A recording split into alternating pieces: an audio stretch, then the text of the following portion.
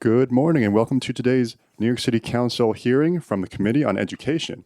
At this point, I'd like to remind everyone to please silence their electronic devices, and at no point is anyone to approach the dais or the witness table unless invited to testify. If you would like to testify and have not signed up to testify at this point, you can do so by filling out a form located on the reception desk with the Sergeant Arms. Chair, we're ready to begin. Good morning, everyone. I'm Councilmember Eric Dinowitz, proud graduate of our New York City Public Schools, proud former teacher in our New York City Public Schools, and now chair of the Education Committee. And I'm pleased to welcome you all here today at our first hearing of the City Council's 26 to 29 legislative session. Today, we're holding a hearing on Introduction 203, sponsored by Councilmember Jennifer Gutierrez, a local law in relation to reporting on payments to early childhood care and education providers. For several years, the Council has required quarterly reporting through budget terms and conditions to monitor whether early childhood care and education providers are being paid in full and on time. Those reports have offered some insight, but they have also had clear limitations. They are retrospective and aggregated, and by DOE's own admission, have not always allowed the city to reliably quantify outstanding invoice backlogs or assess how long providers are waiting to be paid. At prior hearings, this committee has heard troubling testimony from providers describing the real consequences of delayed or partial payments. Providers have reported draining operating reserves just to meet payroll, taking out loans or lines of credit to stay afloat, and facing uncertainty about whether and when they will be paid for work already performed under city contracts. In some cases, providers have described waiting months or even longer for reimbursement without clear information about where their invoices stood in the system. At the same time, the Council has heard from the administration that system transitions and internal process challenges have made it difficult to consistently track invoices or provide real-time answers to basic questions about what is owed, to whom, and for how long. These payment delays do not exist in a vacuum. The early childhood care and education workforce is overwhelmingly made up of women and disproportionately women of color. And many of these workers earn modest wages while providing essential care and education to some of the city's youngest New Yorkers. When providers are not paid on time, it is these workers, teachers, aides, and staff, who bear the immediate consequences. And it's the families who depend on stable childcare who ultimately feel the impact through staff turnover, program instability, and even closures. The issue takes on even greater urgency as Mayor Mamdani has pledged to advance universal childcare across the city. Ensuring that providers are paid fully and promptly is a foundational concern. A system that cannot reliably pay providers for existing programs cannot sustainably support expansion. Intro 203 is intended to replace existing quarterly reporting condition with more frequent invoice-based reporting framework. By requiring monthly reporting on the number and value of invoices paid in full, paid partially, or unpaid, and by requiring disclosure of average processing time, the bill seeks to shift oversight from periodic snapshots to ongoing real-time monitoring. If enacted, this legislation will demand greater visibility, consistency, and accountability in how the city pays for providers for work they have already performed under contract. The goal is straightforward: to ensure that early childhood care and education providers are paid fully and on time, to protect the workforce that delivers these essential services, and to give the city the tools it needs to identify problems early, address them systematically, and avoid repeating past failures. I look forward to hearing from the administration today and thank the witnesses for appearing today. Thank you to my own staff and the Education Committee staff, including Counsel Alejandro Carvajal, Senior Policy Analyst Chloe Rivera, Policy Analyst Katie Salina, and Finance Analyst Drew Lane Lawless and Grace Amato for their work at today's hearing. And thank you to my colleagues who are present today, Council Members Lewis,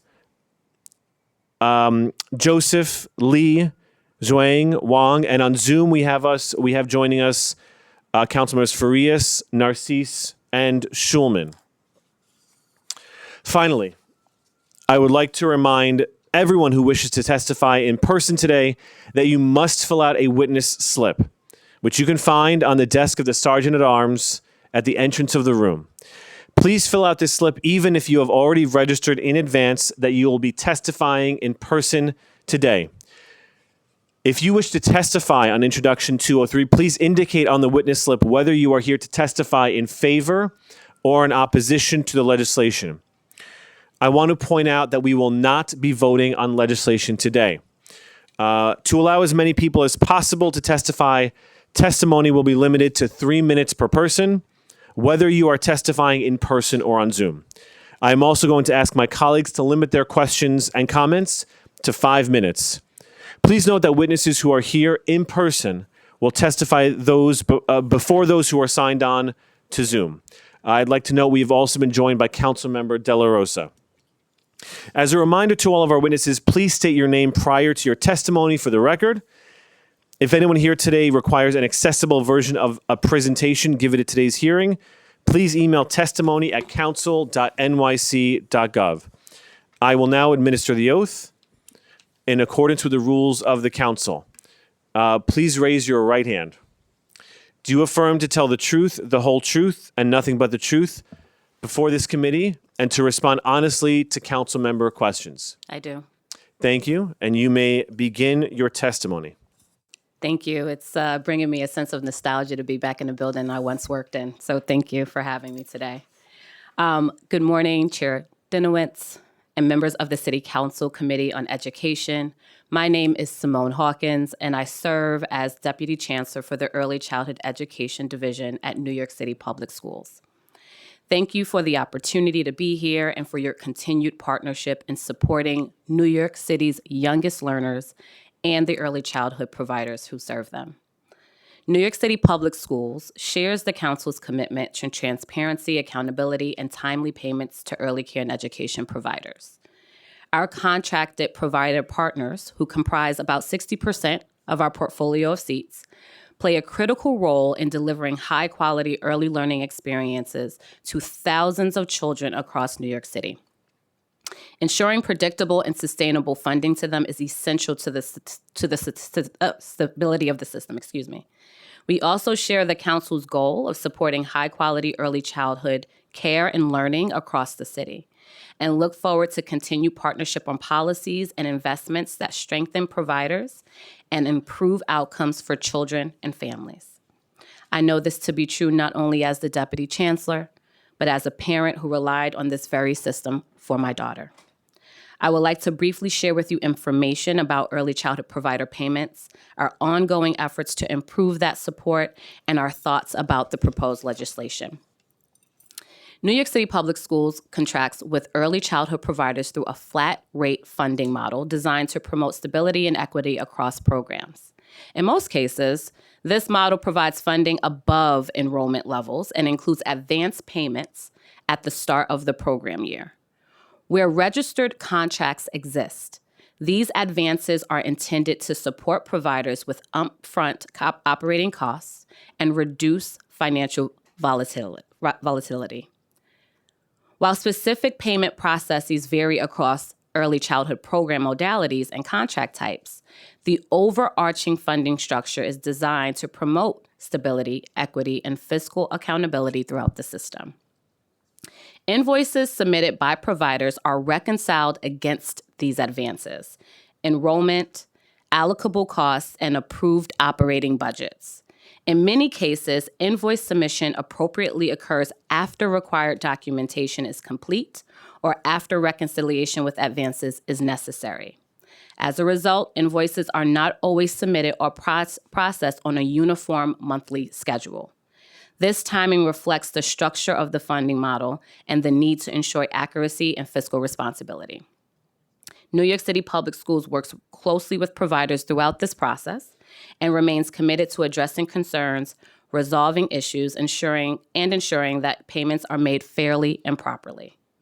Although progress in responding to those provider concerns has been achieved over the past 2 years, we recognize that we must make additional refinements. New York City Public Schools, with support from the City Council, has undertaken a range of efforts to strengthen payment processes and improve the provider experience, focused on modernizing systems and processes that support contract management, documentation, and payment tracking for early childhood providers. At the same time, we recognize that some early childhood providers continue to face challenges navigating the administrative requirements associated with contracting with the City of New York. These requirements are essential for accountability and stewardship of public funds, but they can be difficult to manage without sufficient support. New York City Public Schools continues to offer technical assistance to providers to help them navigate these administrative requirements. I will now turn to the proposed legislation, Intro 203, which requires reporting on payments to early childhood, early care and education providers. New York City Public Schools shares the goal, again, of strengthening transparency and accountability connected to provider payments and welcomes continued partnership with the Council to advance that high priority. We look forward to working with you on the following adjustments to the reporting requirements. At the same time, as drafted, the bill raises several concerns that we believe should be addressed to ensure it is effective and aligned with how payments function in practice. First, quarterly reporting more accurately reflects payment activity. Given the use of advance payments, budget approvals, and reconciliation processes, quarterly invoice data would give the most complete picture and provide the clarity the Council seeks. Second, we look forward to working with you to clarify certain definitions, bless you, in the proposed legislation to ensure clear and meaningful accountability. Finally, we believe with the proposed changes that this report could align and enhance other existing public reporting, like the Terms and Conditions report.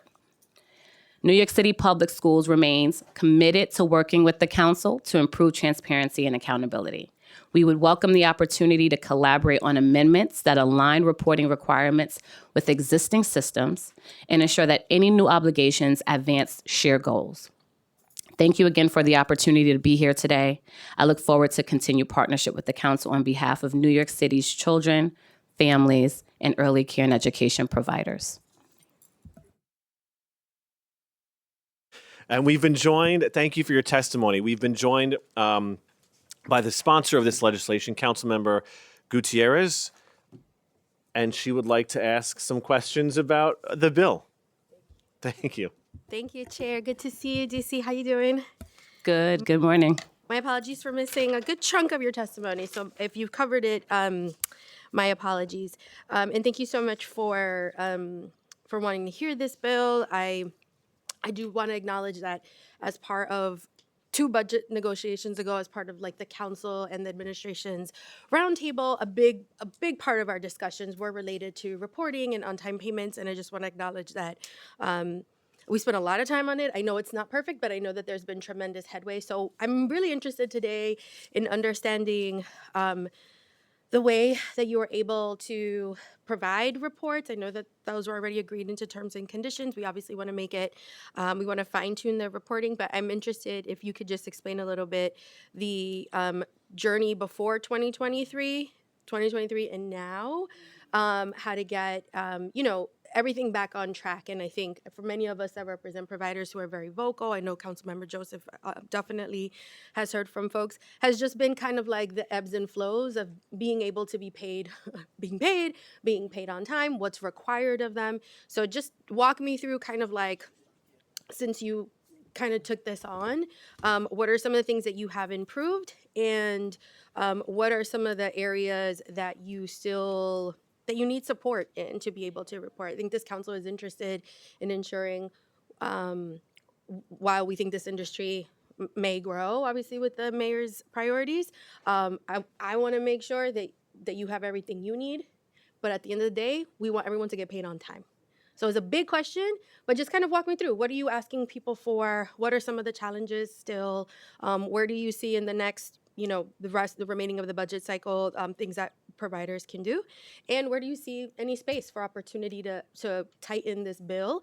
Because we want to hold you accountable, you want to hold the providers accountable, and that's really the spirit of this bill. That's right. So yeah, that's it. That's the main question. Thank you. I'll do my best to cover all of that. And it's very nice to see you. And so what I'll first begin with is understanding that we're talking about invoicing, but it's really difficult to talk about that in the silo without first addressing the entire process, which includes contracting, budgeting, and the billing component, which this bill focuses on. And so there has been a lot of work in prior years. And I started in 2024 in this role. And so I'll do my best to raise up the concerns that I heard from community and as well as my team. And I think a lot of it centered around capacity. Clearly, we need lots of improvement around systems and technology. But prior to that, it's my understanding that there was changes in process and flow around how providers were expected to bill us.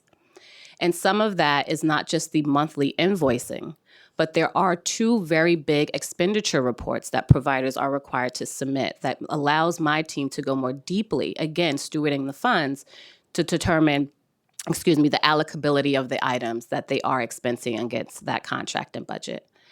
There has also been a few annual contract renewals over the past few years, which has also delayed the provider's ability to invoice us more timely. You cannot submit a budget, you cannot have an approved budget, nor can you bill us against a budget if you do not have a registered contract. And so having programs on annual renewal cycles, although the intent, right, is to make sure that they continue to remain solvent, care continues without any disruption to families, does delay the process in which a provider can bill us. And so since then, and I cannot take credit for this, there has been significant, to the council member's point, progress made. And so there was some very focused efforts. I think the word that comes to mind is kind of a blitz strategy where folks were pulled across the agency to really focus efforts and support the Division of Early Childhood Education to process a backlog of payments that happened, I believe, a few years ago. That was able to get us caught up. But since then, we improved, and we are still improving, the way we provide customer service and technical assistance. Many of our providers, they started just because they wanted to love on the littles. And we understand that that has grown to managing a really big back office operation. And again, some of that is necessary because these are tax dollars. And so we understand that they may need to build that muscle around managing the budgeting process, navigating the contract process, which actually goes through several agencies and not just New York City Public Schools, and the billing component. And so we are trying to be more readily available to providers to help them navigate that. There is also a component as part of the billing function that requires attendance and enrollment to be registered. And so we are also working to process registrations more quickly. We have also improved some of our technology and have worked really closely with the Office of Management and Budget and our central finance team to ensure that funding is in the right budget structure so we can more quickly, again, process payments for invoices.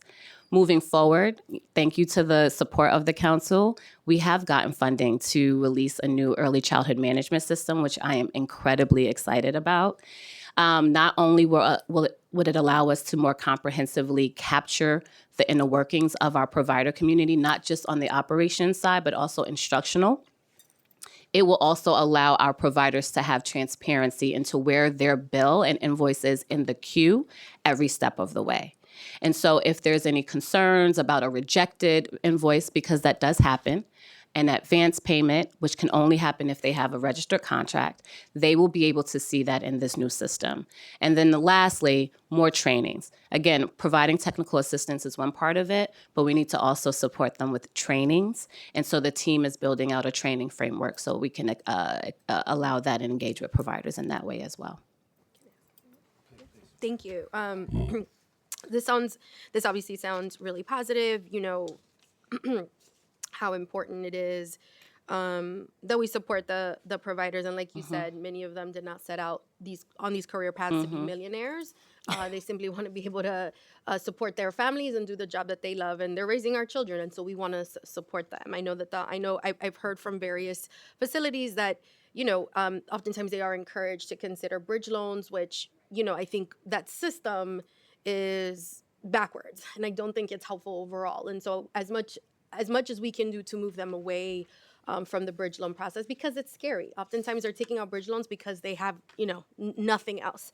And then understanding that providers have, they have family child care networks that are different payment streams. And so just being mindful of that. But for me, we would love to move away from, this reliance on bridge loans.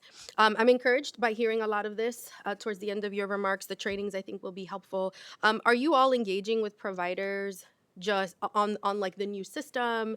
Like, what does it need to look like for them for it to feel like this is a more seamless, more efficient process?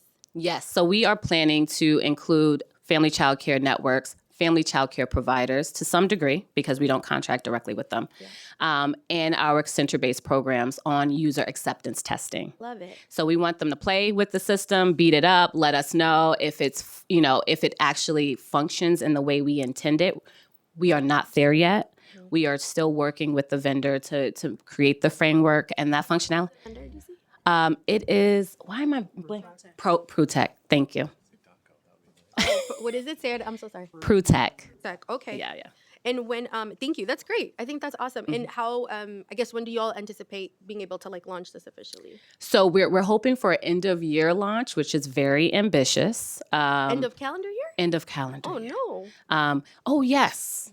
That seems Because like a long time. No. It's not a long time. It's a long time coming, but it's not a long time if we want to be thoughtful about how we iterate on the functionality. We do not want to put the cart before the horse and release a system that doesn't work. I think we've all been, on the receiving end of that, and I do not want to sit in this chair to get questions about a system that doesn't work. And so we want to be thoughtful that the diverse settings in which we support, which are charter schools, right, which are family child care, center-based providers, they all have the opportunity to test the system, but we also need to go through our internal partners too, right? Because it's not just my division, there are other divisions who have to.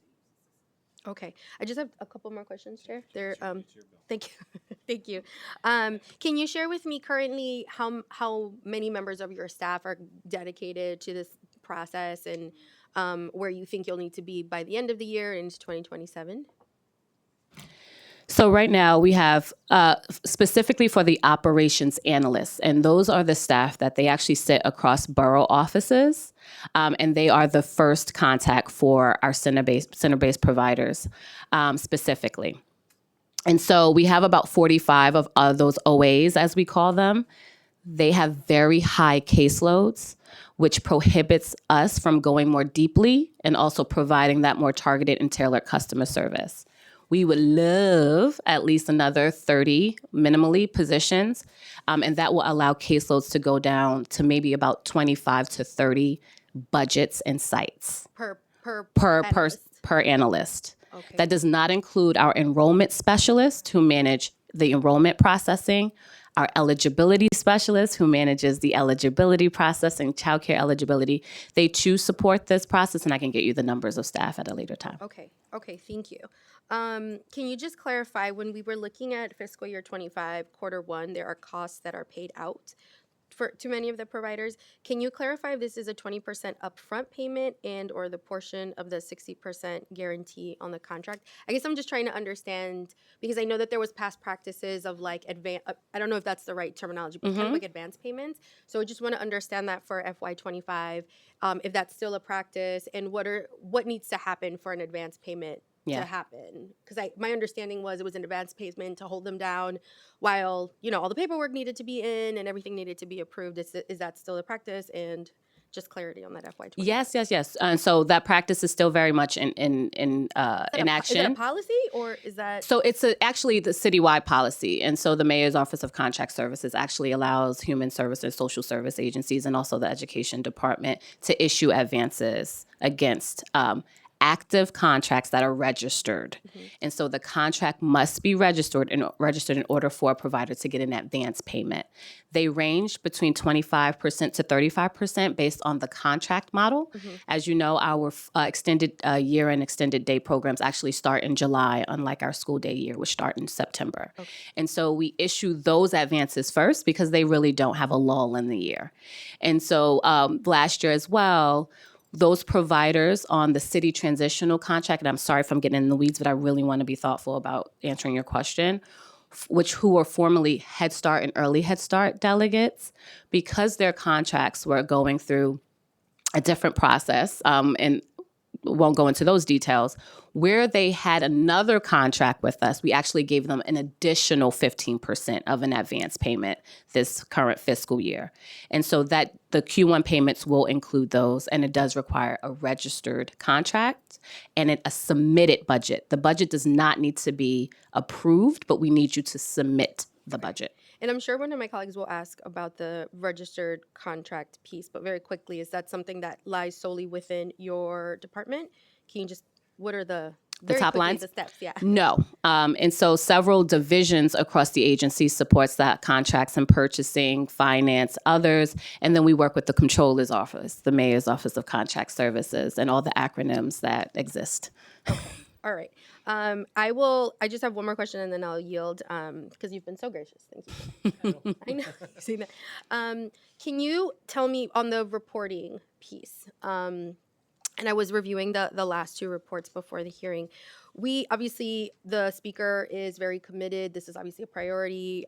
This is one piece of, the pathway towards universal childcare, is kind of really understanding the work that you all are doing to support providers. Are there areas right now where you think that the agency could include more on their reporting? Are there feedback that you're getting from providers right now where you think this is good information from providers? There's no real place for me to put this. Just kind of seeking what are some of the areas where I know you said in your testimony you're open to amendments. Thank you, and we want to continue to work on that. But do you right now feel that there are some areas where this is important for me to report on and this is not agreed upon in the terms and conditions? That's kind of where I would like to end that. Yeah, I think some of the components included in the bill are definitely items we can incorporate. I think we definitely have dollar amounts in the terms and conditions, but I think quantity of invoices, but also the processing times are good components. I think it's important to know, right, around discernment of if it is an invoiceable bill, right? It's good to know where they are in kind of the contracting queue. To make note of that, yeah. Correct. But I will say, and I do have to put a plug in for my team, we process invoices on average of a 2-week turnaround, which I would say, if we compare that to many other places, is a great job. Mm-hmm. Looking in the data yesterday, the invoices that could be processed, none of them are above the 30-day time frame. Some of them are above 2 weeks. And they are less than a fourth of the invoices or reasons why invoice has not been submitted, meaning it's the contract, right? It needs to be registered. We have not received a budget from the provider, or we have not received an invoice against a budget. And so what I would say is continue partnership with you all around building that bandwidth. I think letting you know why an invoice is not submitted I think will be most useful. However, I'm not a proponent of reporting and sacrifice of actually doing the task. And so just asking for some type of happy medium to support the team. Again, just calling out that there are very few people doing many of the same things. And so happy to provide information, but wanting to build the capacity so we can process the actual payments. Thank you so much. Thank you, Chair. Thank you, Councilmember Gutierrez. Thank you. I appreciate your testimony and answering all those questions. And you spoke a number of times about staffing. When we met with some of our early childhood providers and a previous deputy commissioner, deputy chancellor, it was very interesting to hear that a lot of the basic questions they had, she couldn't answer because she got, that's in a different department, that's in a different division. And I think part of that does have to relate to the reporting and how important reporting is. Because it shouldn't take reaching out to your council member for a provider to get paid. And I know improvements have been made since we've had those meetings, so I appreciate that. But I do want to dig in a little more to two things and then turn it over to some of my colleagues. Just can you talk a little more about why quarterly reporting, you went back and told us all the processes. Why is quarterly reporting, as you think, more appropriate than monthly reporting, which the bill calls for? Yeah, and I appreciate that question, Chair. So like I mentioned, there are programs that get an advance payment at the start of the year. And so in many instances, we do not receive invoices for certain months as they exhaust. We should, we encourage it, but we do not. And in those circumstances, we get batch submissions. And so previously, providers were only able to submit one invoice at a time. We have since changed that. They are now able to submit multiple invoices at a time, but that also means that we, in any 1 month's time frame, can have additional invoices. And so the flow and the monthly numbers may be skewed if we are required to submit a monthly report. Quarterly allows us a lot more time, and what in our experience, a sufficient time to capture the rate of submissions and the advance payment schedule, along with recoupments that happens around Q2, Q3 of the fiscal year.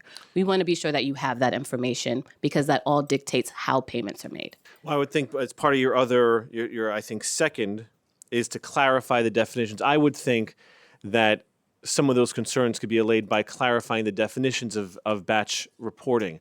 I think for us, waiting 3 months to know what's going on in our system, and because we have the same goals, we want a thriving early childhood system, and this reporting would help that. I would think that it's better to clarify the definitions than to just simply say, well, let's do it quarterly. Because you may run into those problems as well, even if it's quarterly. You can have the same argument that say, well, if it's over the course of a year, then it's in the aggregate, then you see the whole picture. So I would just, share that. And you also mentioned the additional 30 analysts. How many of the additional 30 analysts that you mentioned are already budgeted for and just need to be hired?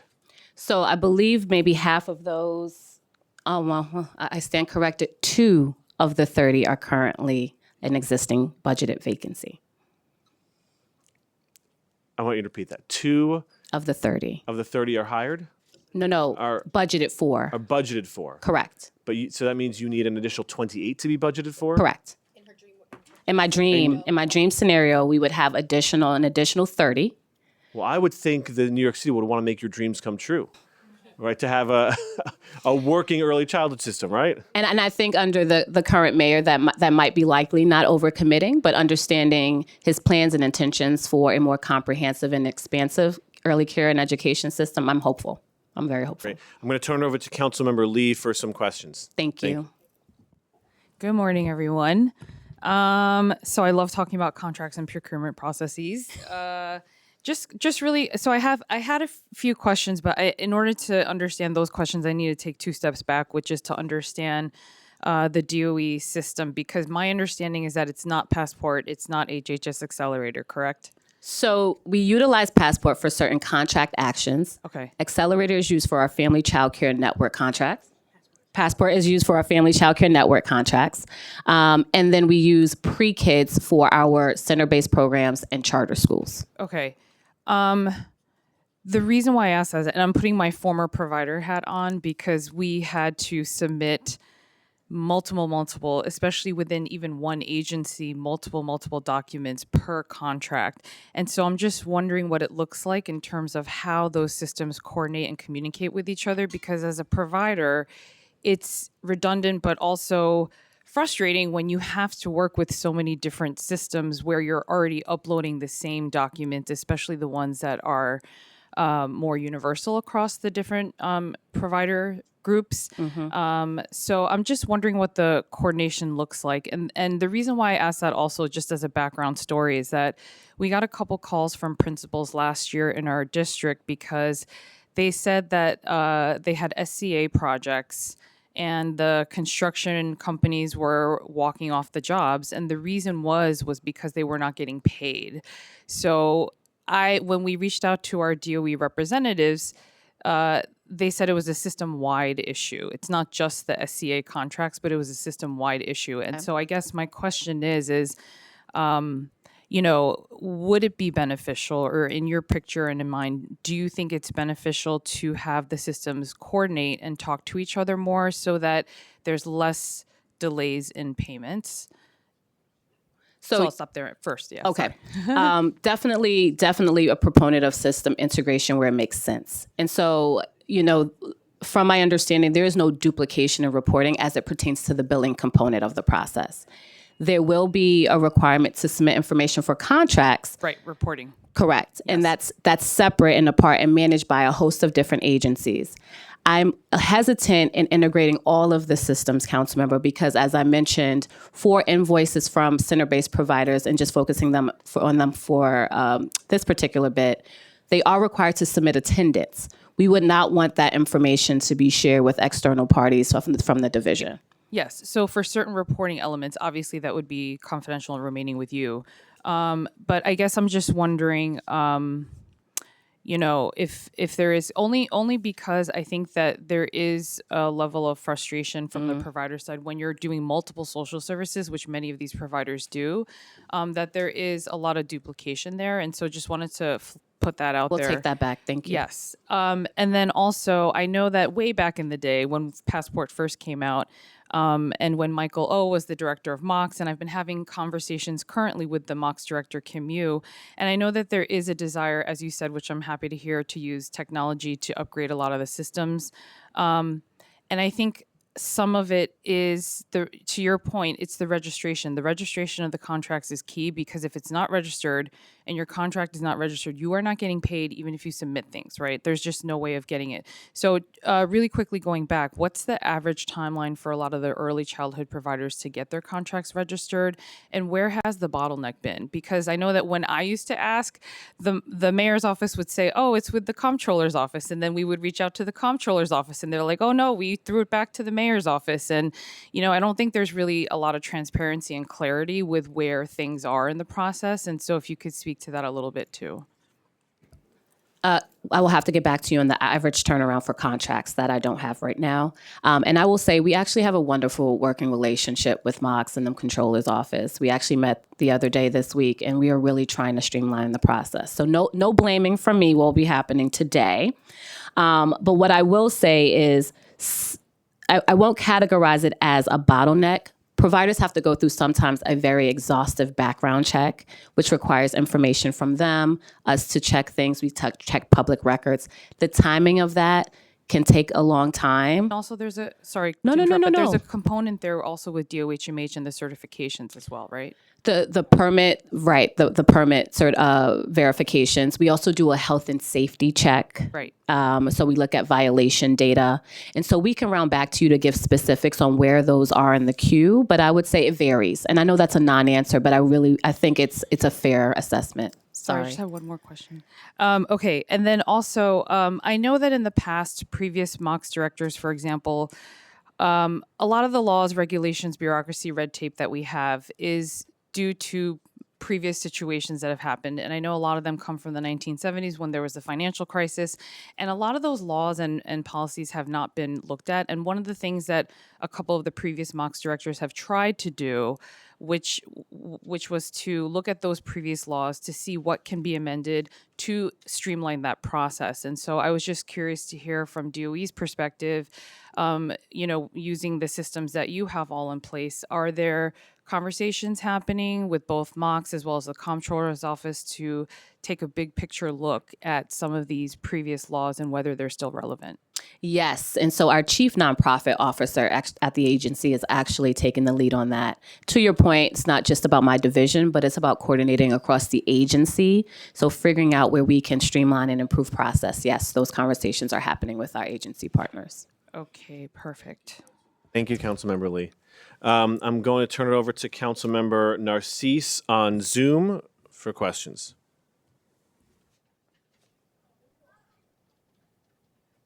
Oh, shit.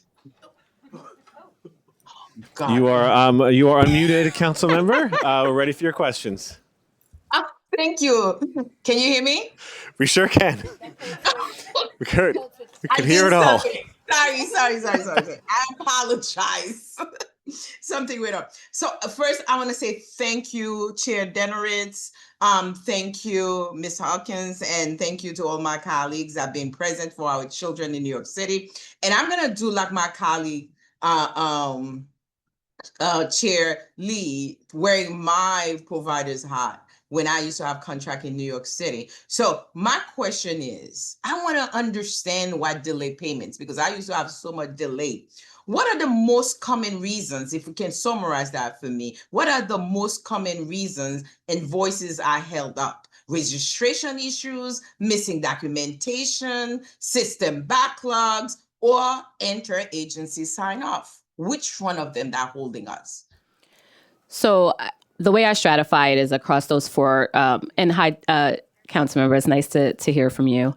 Those four categories, right? And so at the top of that, which I would say is the plurality, is contracts pending registration. Again, no one's fault. It's just undergoing the process, and we are moving through things as quickly as possible, including the providers themselves. They're doing their best to be very responsive to our requests, which can be many. And then the second one would be, which is about a quarter, providers who have registered contracts but have not submitted a budget for the fiscal year. And as I mentioned, we need a submitted budget in order for us to process an invoice. And then the third is we have not received a submitted invoice for a specific service month. And that would be the third category. And the last is just process that have been submitted, undergoing our review, and we are in the process. But that is kind of the order in which the delays are happening. I'm gonna assume that you're gonna do everything in your power from listening to you, that we're gonna have a better system in place where people can get paid. Do you have data Yes. showing that payment timelines for early childhood providers have improved? If so, what led to this improvement? If not, what are still the struggling? Because I know so many providers are providing great services. We would like for them to stay in business, not to get discouraged. Because I have folks coming to me say they want to give up because the system is just tiring them. Yeah. And we empathize with that, which is why we are really looking to shift to a new technological system altogether. We have heard that too. Our pre-kids system is a great system. It doesn't have reporting functionality. But, it started with its kind of intended goal when we were just a little department. Now we are a division with thousands of contracts and thousands of budgets. And so it is now for us to iterate to something more, user-friendly. But what I would say is at the core of it, I think, again, it's just managing the administrative requirements that are key to getting the contract registered and also a budget submitted. We are doing better at more proactively reaching out to providers who have not submitted a budget to understand the why and help them along the way. And that is also folks who may have submitted a budget but have since amended it. So that has to undergo a different review process. And those who have not submitted an invoice, we are also reaching out to them. Again, a lot more improvement must be made, but trying to reach out to them to see how we can support them to get the invoice submitted. Now you just say something that I'm very much interested in. Are you providing support internally to help those providers understand the steps? Because sometimes they thought they finished completely with all the paperwork and they're waiting for money. And after months and months, they trying to contact and they keep on putting them in the loop and saying this department, that department, and no one knows what is the last paperwork that's supposed to be put in for them to get that payment. So my last question, when they submit all the paperwork, so how long it takes to get the advancement, the 25%, whatever that you will give? And I didn't answer your prior question about a timeline. So yes, we have data that shows that we've improved our payment processing times. And that's how I can confidently say right now the average is about a 2-week turnaround. 2 weeks? Yep. Yeah, about 2 weeks. We would like to do it sooner. In some cases, it's not always 2 weeks. That's why I said average. But we have significantly improved, but not to diminish the fact that we have a ways to go. And then, sorry, Councilmember, can you just ask your last question again? I'm so sorry. No, I said, no, with the paperwork I was talking about. And I said, are you giving them, providing support? Oh, yes. For the providers at all time to understand if a paper missing, they should not be waiting for months and months to get the check. Correct. We are reaching out to providers to let them know if something's missing. We are working with them to submit it as quickly as possible. And if we don't hear from them, following back to encourage them to submit any missing documentation. Yes, we are providing those supports. The workshop and contacting them to give them the workshop support they need so they can understand how the process works and what they can do to streamline the process. Time expired. Correct. Thank you. Thank you, Councilmember Nycc. Thank you. And thank you, Jen, for CM for this great bill. Thank you. Thank you. I'd like to note we've been joined by Councilmember Krishnan and Councilmember Brewer.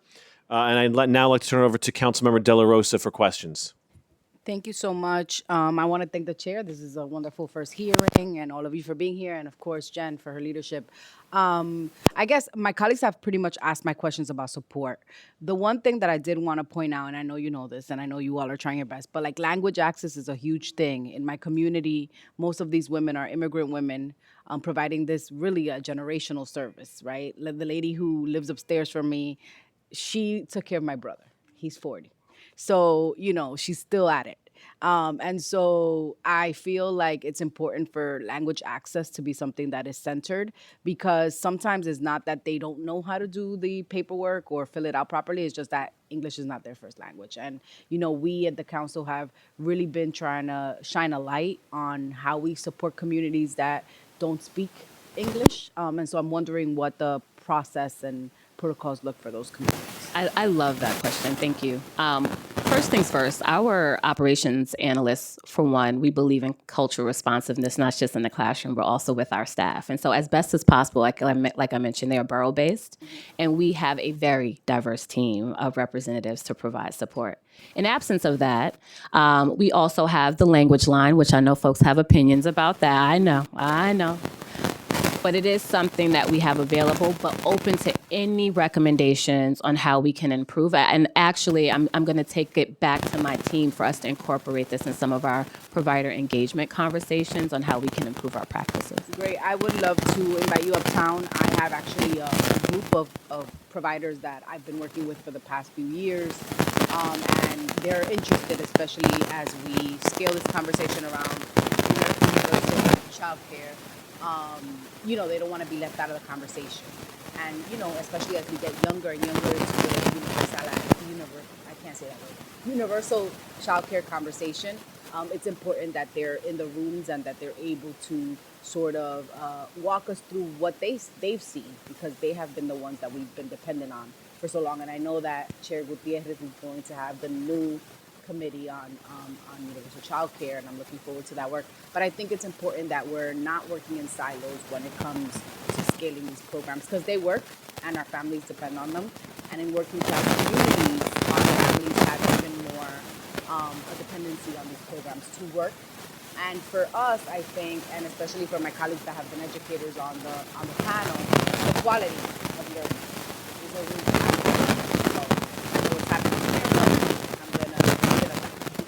Thank you so much. I welcome the invitation. And thank you for raising up quality, because that is often lost when we talk about quantity of anything. So thank you. Thank you, Councilmember De La Rosa. Are we going to fix the sound before we... Are we working on a fix?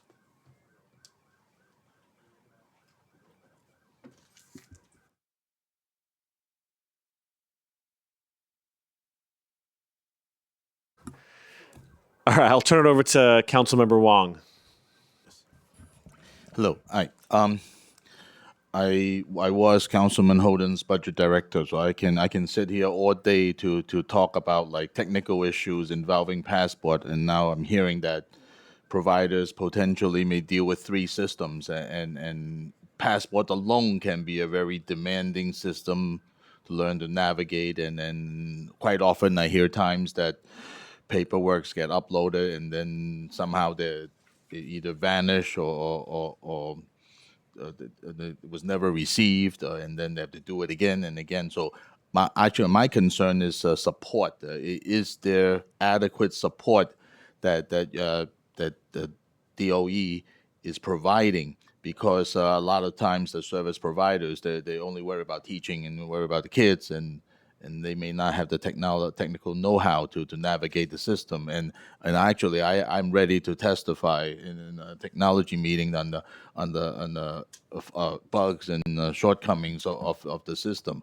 My question to you is that, can you talk about the support that you're providing to service providers so they can know how to navigate the system, and is it necessary to integrate, because it's difficult, it's messy to handle 3 systems in one agency? I just find that to be very demanding and very challenging.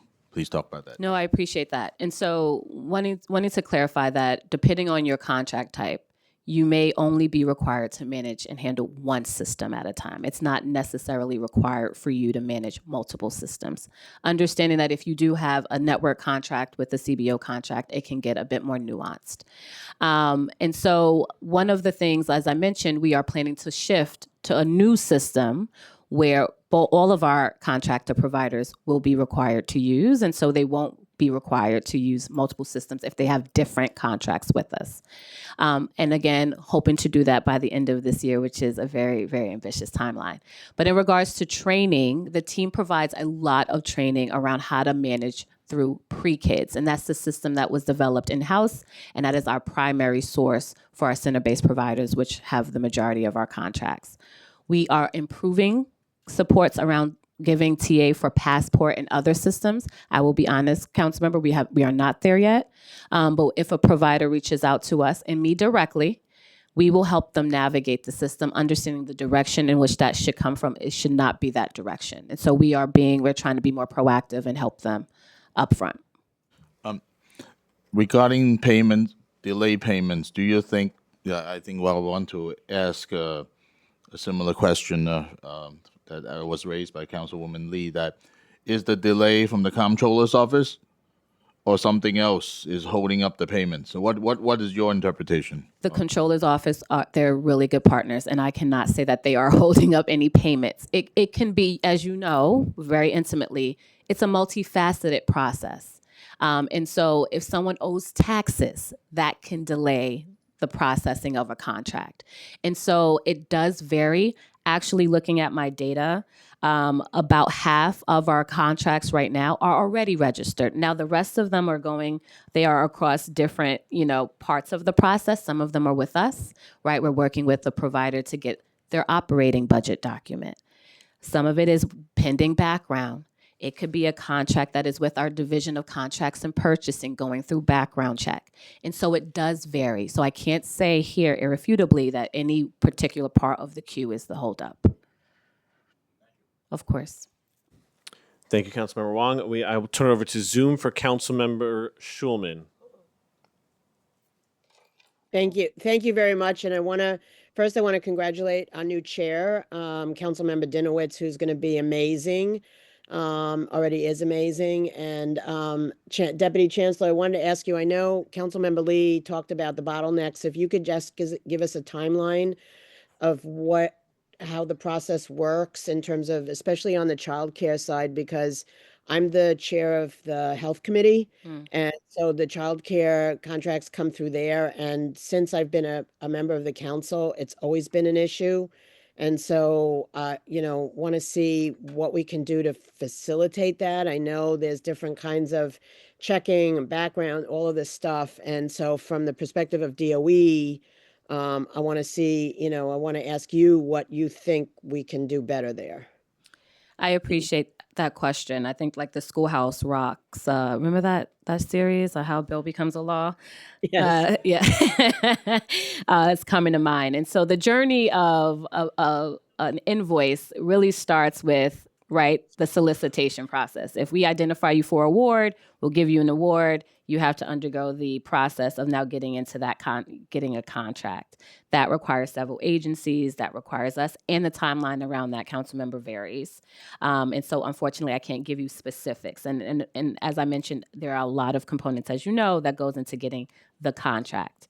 Once that contract is registered, we work with, and actually while the contract is undergoing registration, we have actually started a pre-approved budget process. I failed to mention that. And so providers can get their budget pre-approved while undergoing contract registration. So once it is registered, we can shift the status to approved, and they can start billing us more quickly. And then once they get the contract registered, they submit a budget, they are able to get an advance payment against that contract.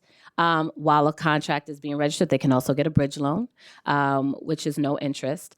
And then once the budget is submitted and approved, they can begin billing us on a monthly payment schedule. And so happy to sit with you and maybe develop a more deep and detailed briefing to go through the specific steps. But at a very high level, that is the general process. And I can't really say where the holdup is, but do think that there can be a lot more support in just helping providers navigate the process, because there are many steps and a lot of different cooks in the kitchen. We've gone through, I've met with the providers. I appreciate that. What I'd actually like to ask is once, because I know DOHMH, I just want to see what happens in terms of whether they're keeping the current commissioner or they're going to have somebody else or whatever. I would like to set up a meeting with myself and you and folks at DOHMH to go through this and see Yes. where the bottlenecks are, and then see how we can pull it apart. Because I know this administration, I believe, wants to do something about that, and it's obviously a priority. So if you would be willing to do that, that would be great. Absolutely willing. Also worked there for many years and am very aware of the permitting process. And so there could be holdups there. We can definitely talk about those specifics, because when a permit is modified for capacity reasons, Councilmember, that could lead to a required contract amendment. But so we'll be happy to sit with you and others to discuss how the DOHMH processes might be impacting this, if at all. So that would be great, because I know you have a master's in nonprofit leadership, so you can be very helpful to this process. I'm here at your service. I right. see.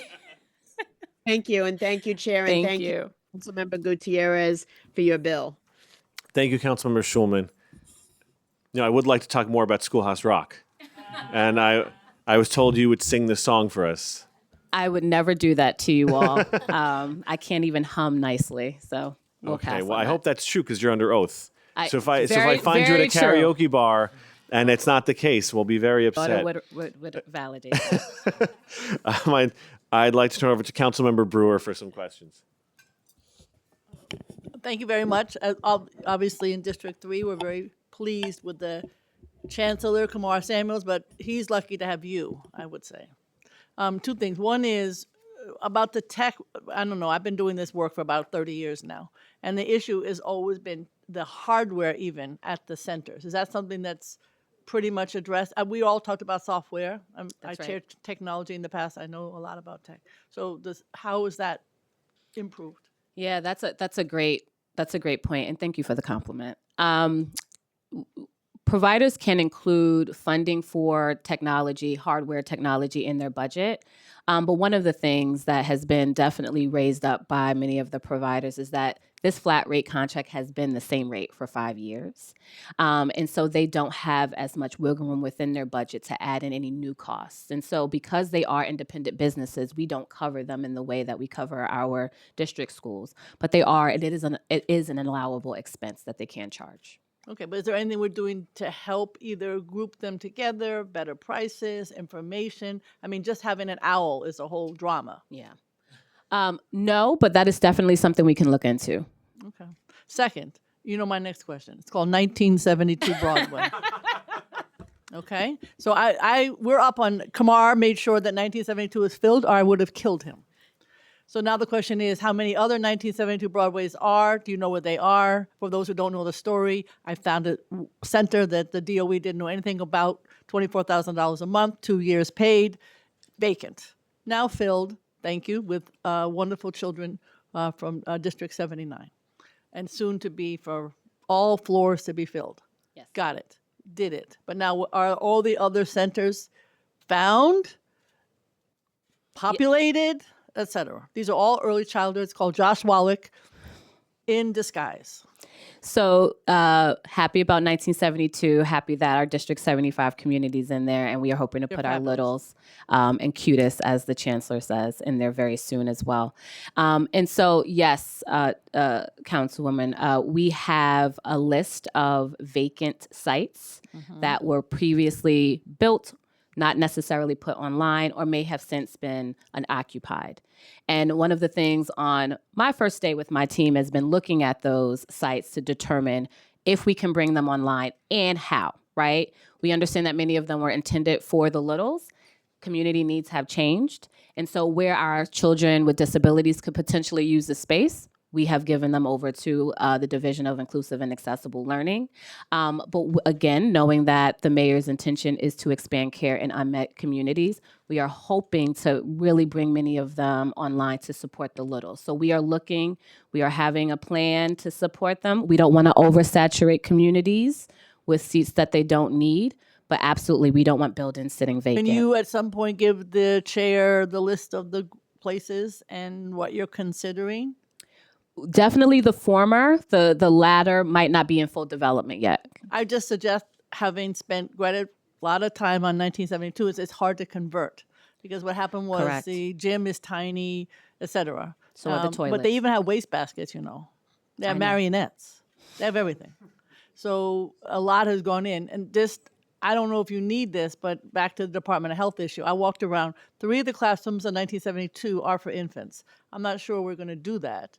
But my issue, and they're on the second floor, so they are allowed in certain circumstances. So I'm not aware of that having a group I am. usage, so I will look into that. So my question to you is, do you need legislation to help? I would call it the second floor issue for the infants. You let us know. I will let you know. I will say this with my old assistant commissioner hat at the Bureau of Child Care. I am very sensitive to putting infants above the ground floor because I have read and seen horrific things. No, I agree. The gentleman from health who went around with me felt the same way, but he couldn't identify all classrooms, but there were 3 that met his criteria. Okay. So I don't know if you need more assistance with that, but if the mayor's talking about infants, I hate to say, you might have to. No, figure you're absolutely something right, out. and that's something we will have to work with the Board of Health and So the I'd Health love to know Commissioner. if there are instances where you need some changes based on safety, obviously. Of course. All right. Thank you. You Thank have no you. idea about this story, everybody. Just let me know. I could write a book. Thank you. Thank you. That you haven't written a book yet is the most astounding thing I've heard yet. Thank you, Councilmember Brewer. Thank you, Deputy Chancellor Hawkins. I want to thank you for your testimony today, and we look forward to working with you on this legislation to making sure there's transparency and accountability, all in a way that works for our city, especially as we expand early childhood care. And of course, I want to thank again Councilmember Gutierrez for this legislation. Thank you all so much. Please reach out to me and my team. We are responsive. So Good. thank you. Good. Thank you.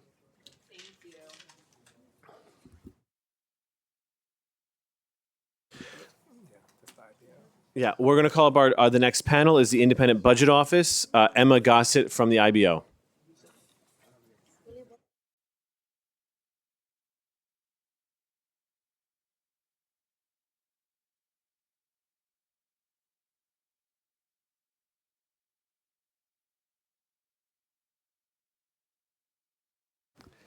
You may begin and just state your name for the record.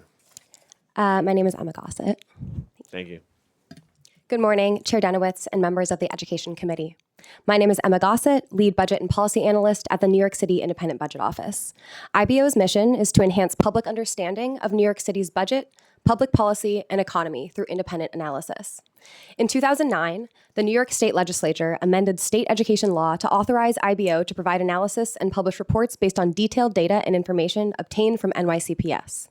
This section of law is tied to the reauthorization of mayoral control and has been in place for 15 years. As a result of IBO's unique position in New York City government and access to NYCPS data, IBO has published many reports, including student, school, and system level information. These are included in written testimony. Thank you for the opportunity to testify today at this hearing on Intro 327, which would require additional reporting on invoices for early childhood education providers. In my testimony, I will describe the landscape of early childhood education contracts, discuss challenges within the procurement process, and discuss the proposed bill that could provide greater transparency. Based on the City Council Terms and Conditions Report for fiscal year 2025, which is also school year 24-25, there were approximately 900 early childhood vendors that had contracts in place, with a total annual contract cost of $1.7 billion. Vendor contracts individually ranged from as small as $70,000 to as large as $62 million. There was an average contract amount of about $1.9 million.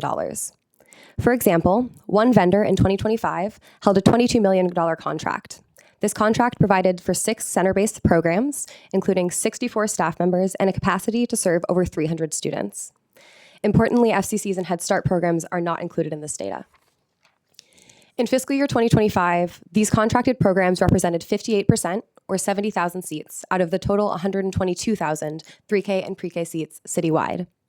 As the city seeks to expand early childhood education opportunities to the younger students for a 2-care pilot, NYCPS has said it will seek contracts with early childhood contractors to build that capacity. But there are current challenges within the contracting process faced by existing providers that may impact this expansion. IBO has spoken with ECE providers about contracting with NYCPS and has identified some of the largest challenges. The first major challenge is contract registration, which is often significantly delayed.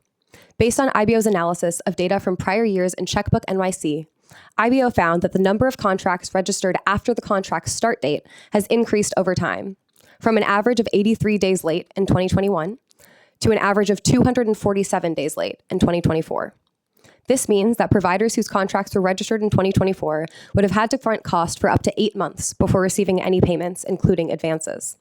The fact that registrations are happening later over time compounds this problem. The second is advances. After registration, a provider submits a budget, and then programs are eligible for advances between 25 and 35% of that annual contract based on program type. While providers say that payment timing has improved over the past few years, they noted that these advances are crucial to their ability to operate programs and maintain staffing levels.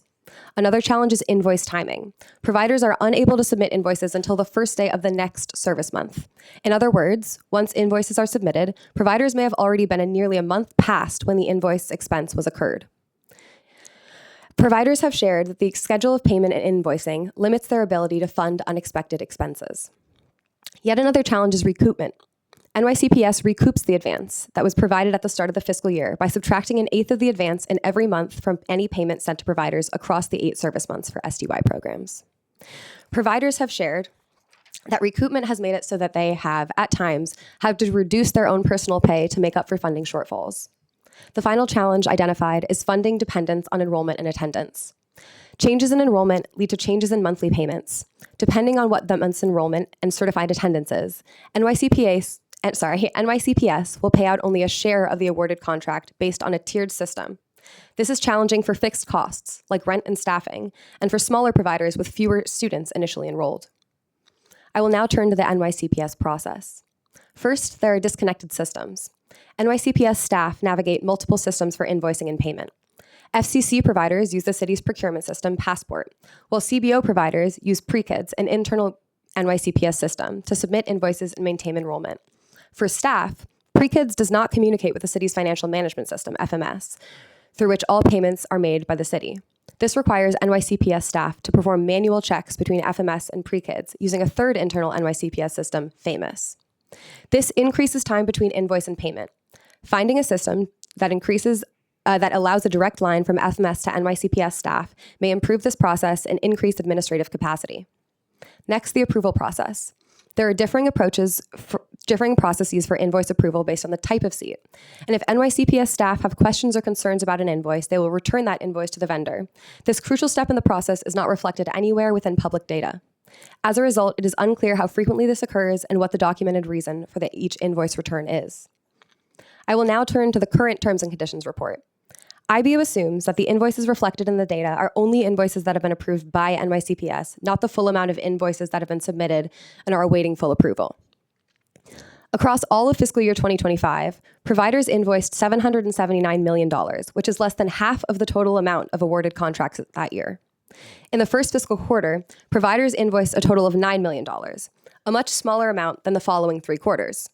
This discrepancy may reflect the timing of the school year, but it also may indicate a delay in contract registration and subsequently a program's ability to invoice expenses. An opportunity for future data collection would be to provide a record of any invoices that are submitted by providers but returned by NYCPS for resubmission. Partial payments.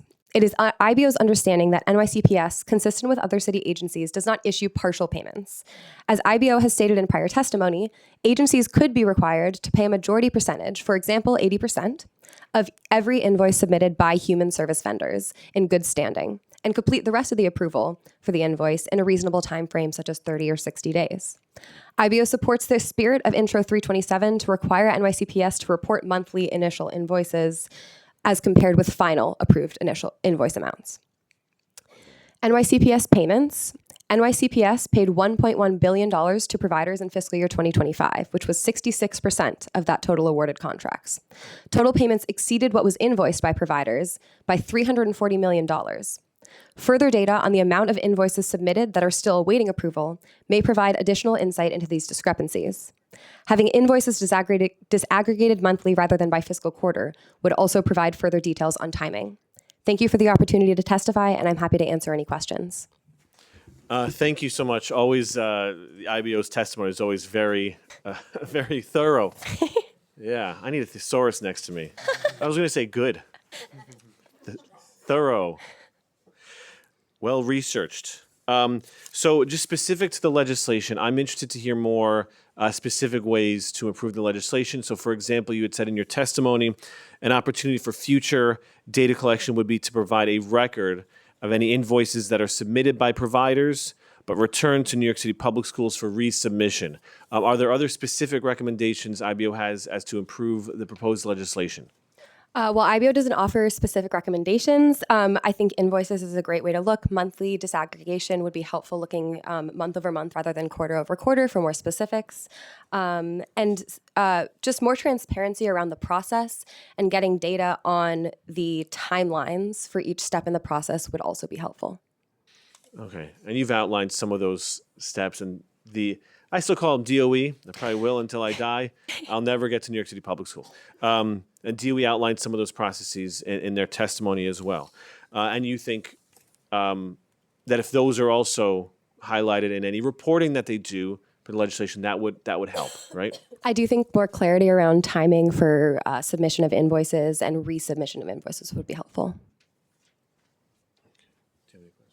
All right, thank you so much for your testimony today. Thank you.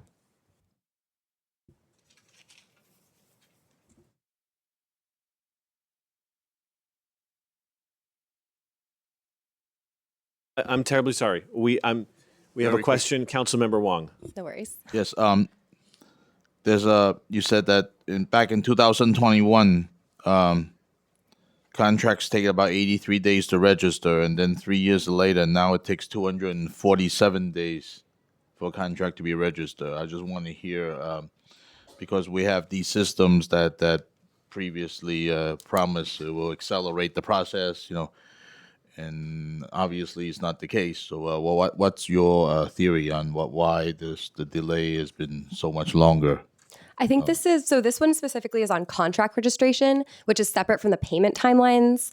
I do know, I've heard from providers that payment timelines have improved, so getting paid more quickly has improved. I have not heard the same about the timeline for contract registration, and so I think this data reflects that. What seemed to be the delay on contracts that's not being registered? What's the primary reason? On not file tax returns, on pay taxes, or just they're not familiar with the system? We are unable to see that in the data that we were using, but we would love more information on the process of contract registration and what are the processes that do delay that. All right, thank you. Thank you. Thank you, Councilmember Wong. Councilmember Brewer. Thank you for excellent testimony. Two questions. One is the technical assistance for providers. We talked about language. I know that the DOE is trying to do more of that. What would you suggest, or is that an issue, number one? And then second, back to my question, which you may not know, but I do hear that the technology hardware that the centers have is not sufficient to handle what they need. So those are my two questions. And if you could help. Yeah, I have heard from providers that technical assistance is difficult, or the technology is difficult to use, and that technical assistance is beneficial. I have heard from providers that language access has improved. There are more systems that are available in alternate languages, although that's not reflected in the data for me to analyze. It's more like what kind of technical assistance is needed? Is there enough of it? And is the hardware an issue? I know the software, but I just was concerned. I hear about the hardware. Yeah, I think honestly, more detailed information on contracts would give us that information, looking potentially at like percentage of a contract used for hardware or for technical assistance would give us some kind of indication. Thank you. Thank you. Thank you, Councilmember Brewer, and thank you so much for your testimony today. Thank you. All right, I will now call the next witness for the panel. Gregory Brender from Daycare Council of New York.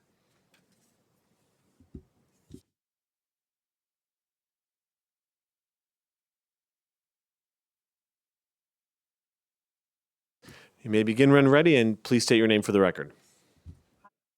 Which make sure your microphone's on. Thanks. Hi, I'm Gregory Brender. I'm here from the Daycare Council of New York. We are the membership organization of New York City's early childhood education providers. And thank you so much, Chair Dinowitz and Chair Gutierrez, for the opportunity to testify and for this hearing, and really also for and all the members of the City Council that this has been an issue who have continually worked on and continually pressured us and NYCPS to work on. And we really appreciate it as it is incredibly important to providers. As you know, the governor and the mayor have proposed historic expansions that we're incredibly excited about for early childhood education, including the launch of 2Care and investment in the Child Care Assistance Program. But we know that all of these investments will only succeed if early childhood providers and the workforce that supports them have the infrastructure they need to support and operate sustainably. On-time payments to contracted child care providers are a crucial part of this infrastructure, and we look forward to working with the administration and the City Council to strengthen these payment systems. And while NYCPS has taken many steps to improve invoice processing, late payments do remain a significant challenge to providers. In 2023, we surveyed over 250 early care and education providers. Of those respondents, 64% of providers remained unpaid for the previous month's services, and many rely on personal or business loans to continue to operate. In interviews with our member organizations, providers consistently describe the financial strain caused by late payments, particularly the burden of interest and late fees incurred while awaiting NYCPS payments. Among providers forced to bridge payment gaps, 25% obtained a business loan, 26% took out personal loans.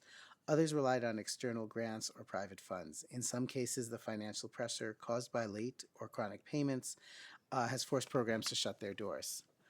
When loans are used to cover payroll for even 1 month of interest, payments can be devastating for already resource-constrained early care providers. Late payments have caused missed payroll, leading even the most dedicated staff to seek new or additional employment or struggle financially, missed payments to vendors, and missed payments for employee benefits. We support the legislation the Council is considering to provide public information about the number of invoices submitted, the number of invoices paid in full, and the numbers partially paid, average processing time, and the number of outstanding invoices. This transparency will provide critical information to providers and the public, help identify systemic issues, and support improvements to payment processes. In addition, we urge the city to increase advances to 75% of contract value. Providers are guaranteed 75% of contract value in their contracts. Advancing the guaranteed portion would improve cash flow and allow for more effective planning and budgeting, and holding providers harmless from enrollment-based penalties while NYCPS controls enrollment. As long as enrollment is managed through a centralized system, providers should not be penalized for under-enrollment, consistent with protections afforded to early childhood programs operating in public schools. Thank you again, and then also to the administration for your work on this issue, and thanks for the opportunity to testify. Thank you so much for your testimony. I'm going to turn it over to Councilmember Gutierrez for her questions. Thank you, Chair. Good to see you, Gregory. Thank you for your testimony. 2 questions. One is, can you share of DC Hawkins' testimony this morning and just her responses? What are your initial thoughts on this new system? I think it's great that they're doing testing for providers now. What are have some of those providers that are testing it out engaged with you all? Do you think this is going to be helpful? Is there an additional layer now for folks?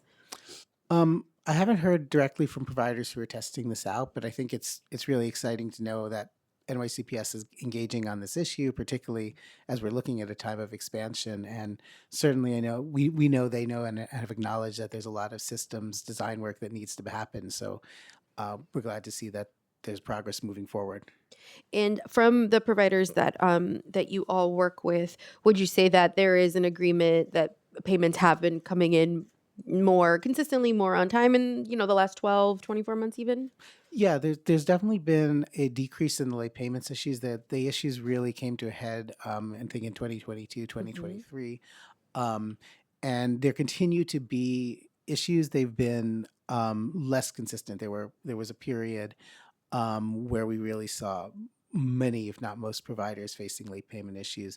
It's now continued to face many centers, but it's not been as consistent a problem. And are there geographical areas where some of these centers that are still facing these challenges, or is it like in particular neighborhoods, in particular boroughs, or would you say it's kind of scattered all over? I think it's been more scattered. Okay. Yeah, I haven't Okay. seen a sort of geographic, like one neighborhood being particularly impacted. And then I think you pointed to this in your testimony. Is my last question on providers having to rely on loans.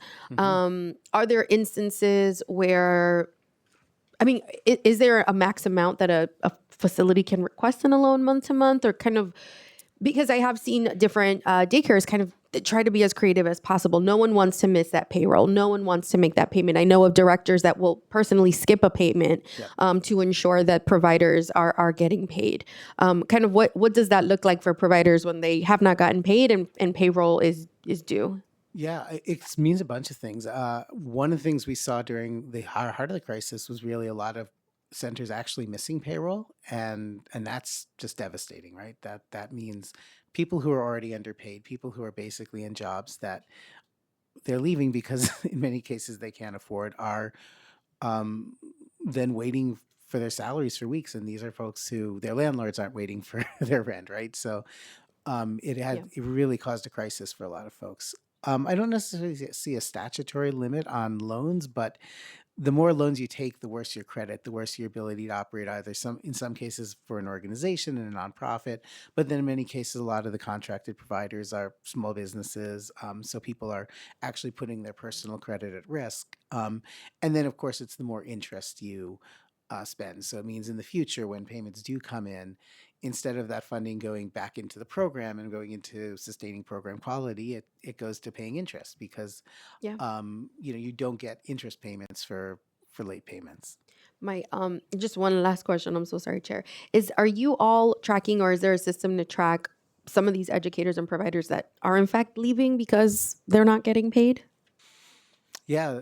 Or is it something that you had from the past? I know it's gotten better, We but have, yeah, no, and I think it's something that continues to happen, right? We had periods where it happened, like particularly with the expansion of pre-K in 2014, where you really saw mass exodus of folks from the community-based system, and it's something we want to make sure doesn't happen. When we launch 2Care, when we launch expanded 3K, we need to make sure that in any community-based organization, whether it's 2Care, 3K, pre-K, extended day, that people continue to stay in these roles. And we've seen in the past, like the most common place people are leaving for is to work in other places in the New York City public schools, and it means that the early childhood programs that are in many cases the only ones serving low income working families, because they're the only ones that have extended day programs, are losing their long term staff. Um, we've also seen, particularly among a lot of the support staff, is people leave because they're waiting for their background clearance to go through, or as there haven't been increases for some of the roles in early childhood programs, you actually see people just leaving the field overall. They might find that they could do equal or better at working in retail or working even in fast food. Thank you so much. Thank you. And I think there's a great importance of your testimony about interests, where you can say, oh, just take out a loan to bridge loan to bridge that gap, but there's still a cost to that for the provider, or for so that is that is causing harm certainly to our providers. Yeah. Turning over to Councilmember Brewer for her questions. Thank you. I just have a question. Of those that are part of daycare council, do you have nonprofit and for-profit? We do. Yes. And do they both? I have both in my district, and I have some concerns sometimes. So my question is, do they both have the same problems that you outlined, the nonprofit and the for-profit? I don't know Yeah. what the percentage of for-profit is. I don't actually know. Within our network, I actually don't know the numbers off the top of my head, but we are our network is probably majority nonprofit, and I think the system still is probably more heavily nonprofit, though there's been That's good, in my opinion. a greater number of for-profits, and also, you know, a lot of the for-profits are maybe not the for-profits that you sort of would conjure up. Like it's often someone starting their own home business that sort of maybe it started even as a home-based program and expanded. But we've really seen the problems with late payments affecting equally both nonprofit and for-profit. Okay. And I don't think there's necessarily been a difference in that. Okay. And the other question is, do you have in your network, is it also sometimes a rent issue and space issue, or is it, you outline clearly all the city government challenges, but are there also some in terms of being able to stay where they are in a space issue? Oh, absolutely. We have a member services team who is almost always dealing with folks who are trying to stay in neighborhoods where, unfortunately, landlords are trying to get more rent. And we know it's incredibly important, particularly as we're looking at expanding, that the city invest in making sure that community-based early childhood providers can continue to afford to stay in quality spaces. All right. So that's also an issue. Absolutely. All right. Thank you. Thank you, Mr. Chair. Thank you, Councilmember Brewer. Councilmember Wong. Yes, hi. Thank you for testifying. I just have a question on what's the percentage of providers that actually needs a bridge loan? So the bridge loans are usually only available during the period of contract registration. More of the contracts are registered now because the RFP was a while back. We expect that there'll be new RFPs for new programs. So at that point, the bridge loans will become available again. Most of the loans that folks, I think, took out for when there were issues with late payments actually kind of came sometimes before contract registration, when they could get bridge loans from the Fund for the City of New York, or then after registration where they were looking to other places, whether it was just a bank or even a credit card. My second question is, you urge the city to hold providers harmless from enrollment-based penalties. Now, the way the contracts are paid is based on enrollment, isn't it? And you're saying that this should no longer be the case, or because why should we pay a provider if they under-enroll? If we pay them by the number of kids in the program? Well, we want every seat to be filled, and we know the city does as well. So I think part of it is making the process easier for families to enroll, so that we do ensure that every seat is filled. But right now, providers don't have the ability to enroll seats. The enrollment goes through the centralized enrollment system within NYCPS. So providers should be held harmless when they basically don't get the children that they would need to fill their slots. Thank you.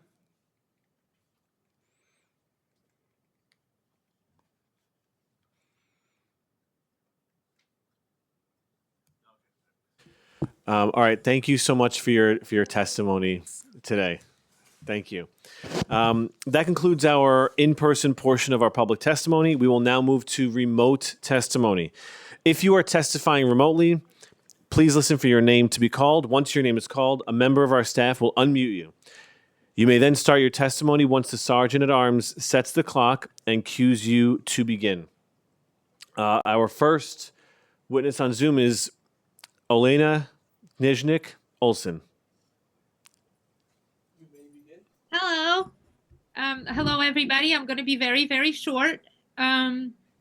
Speaking of the budget, I want to tell you how shocked all of us were when... I'm sorry to interrupt you. Can you please just state your name for the record? My name is Olena Nycc Olson, and I'm joining you from Brooklyn. Thank you. You may begin. I want to tell you first, since we're talking about the budget, how shocked all of us were when in September providers meeting with DOE, we were announced, and I still can't get over it. Some of you may be happy, but some of you might not be happy. We're giving you extension of your contract for 2 more years. And those numbers are the same. And all of you know how much prices had changed for everything, for rent, for insurance. Just paying the bills became astronomical. So if there's anybody who can look into this and take this issue close to heart, we all providers would be thankful for that. About the contracts, my personal situation or situation of our school, we were amending our contract, and this is the data from my place. We found out about us needing to amend the contract sometime at the beginning of the September in 2025. It took a lot of people to reach out and asking for help. And our amendment contract just went through, if I'm not mistaken, 2 weeks ago. So can there be better systems in place, people who are responsible for these kind of issues, who we providers can reach out? And lastly, the biggest issue for all of us providers is the pay parity, the salary of our teachers who work in early childhood education. I know you guys always are thankful for us doing the job. It's time for the city to start paying the people who are doing the job well, on par with public schools. Thank you very much. Thank you so much for your testimony.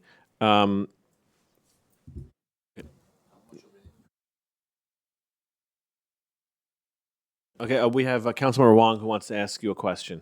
How much of an increase are you asking? Can you please unmute her again?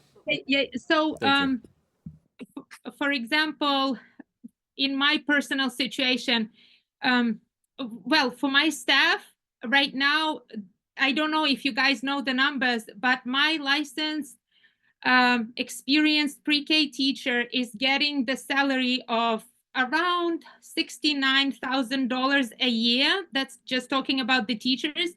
When the public schools are currently hiring not experienced teachers with bachelor's degree certified, and they're offering $70,000 a year.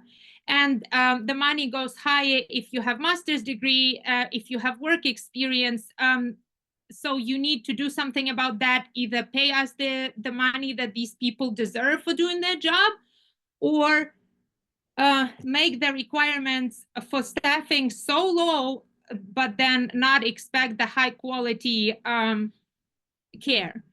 In my personal program expense, it's the salary that went up, it's the insurance that went up, and also we are renting in the building where all of a sudden, not all of a sudden, but for me, all of a sudden, because I'm not the executive operational person in the preschool, our property taxes on the building, because it was a new building, they went up.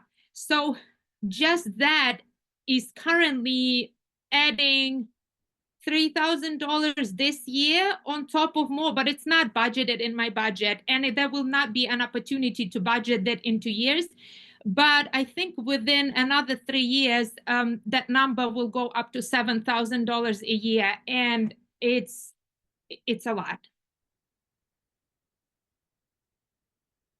Thank you for your testimony. I will now call on Kate Hoy to deliver her remarks, and please state your name for the record.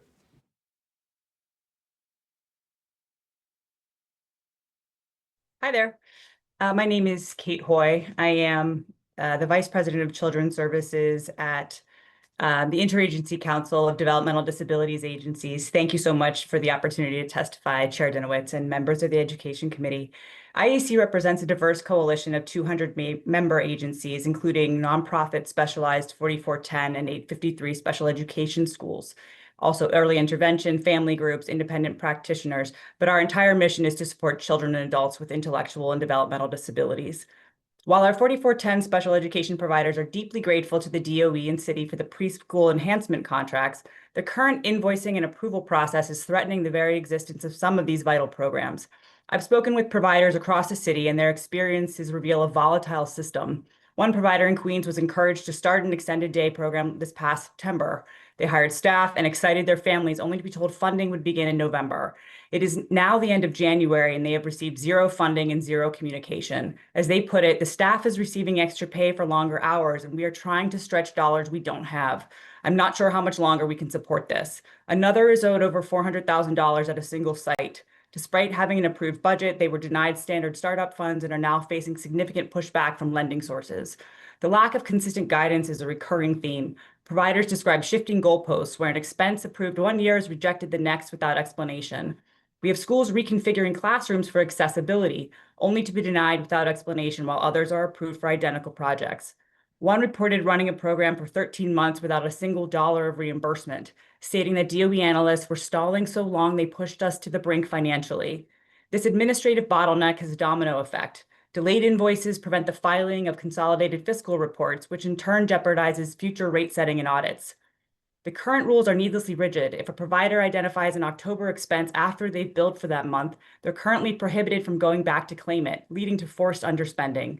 We cannot tell families their children with autism and other disabilities are a priority while treating the schools that serve them as an afterthought. Perhaps most distressing is the lack of a consistent point of contact. Providers describe being passed around between departments, even finding their contracts suddenly listed as closed in the system with no one to explain why. We cannot improve staff retention or enhance programs when we're spending down reserves just to float the city's obligations for 10 months of the school year. If these were traditional DOE classrooms, the lights would stay on and teachers would be paid. Our 4410 providers deserve the same stability. As a side note, providers are still waiting for clarity on salary increases for contract enhancement providers.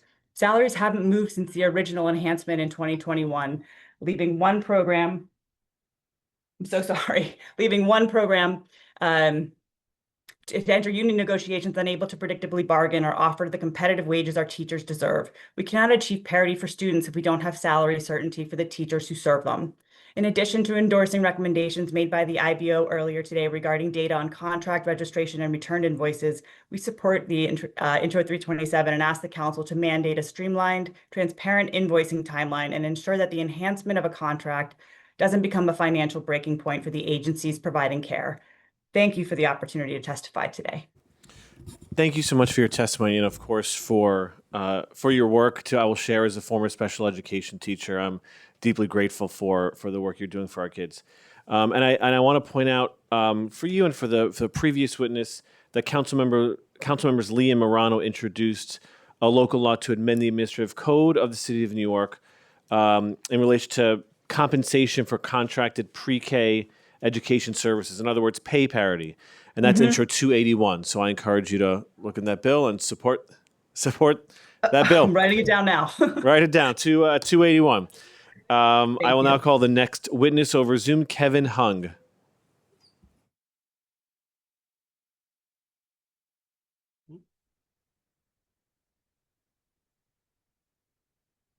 Hello, am I on?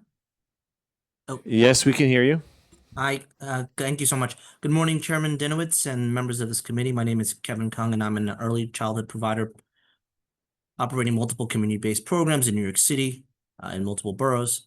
Thank you for the opportunity to testify on 203-2026, which relates to reporting on payments of early childhood education providers. I want to begin by acknowledging that the intent behind this bill, transparency matters, and the payment delays experienced in 2022 are real and destabilizing for many providers. Efforts to prevent a repeat of this situation are important. That said, I would like to offer a provider level perspective that I believe is important for the committee to hear. In my own experience as an operator, I have not experienced prolonged invoice delays when all required documentation, receipts, and supporting materials are submitted accurately and on time. When providers reach out to me for assistance with invoicing issues, the challenges I most often see stem from difficulty navigating complex documentation requirements and manual review processes, rather than from intentional delay. Reporting on invoice timeliness may tell us what is happening, but it does not meaningfully address why challenges occur or how to prevent them. The goal of this committee is to stabilize providers and strengthen the early childhood system. I would respectfully urge consideration of 3 additional areas. First, cost pressures and administrative burdens. Beyond rising labor, insurance, food, and utility costs, providers are under layered city and state federal documentation requirements, many of which overlap or duplicate one another. These requirements consume significant administrative time and resources, particularly for community-based organization without large back office staff. I believe it's worth examining whether current documentation requirements are meaningful, improving accountability and outcomes, or whether certain requirements can be streamlined, standardized, or eliminated without compromising oversight. Reducing an unnecessary administrative burden is in itself a meaningful form of cost relief.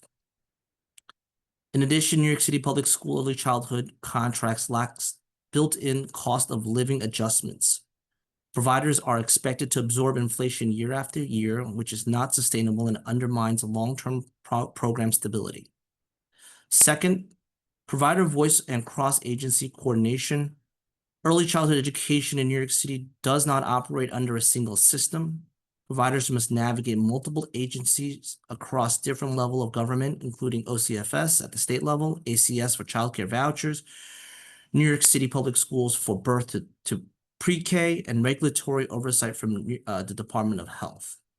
And when opening and expanding centers, providers must also coordinate with FDNY and the Department of Buildings. These agencies often operate different timelines, requirements, interpretation of policy. Kevin, please finish up your last sentence. Oh, okay. When systems are not aligned, it creates unnecessary conflict and friction. In closing, transparency alone does not stabilize providers. Predicting funding and streamline administrative requirements, meaningful provider engagement, and sufficient administrative capacity does. Thank you so much. And if you have other testimony, you can email it testimony@council.nyc.gov. I would now thank you for your testimony again. I would now call on Rebecca Schneider Kaplan. You may begin.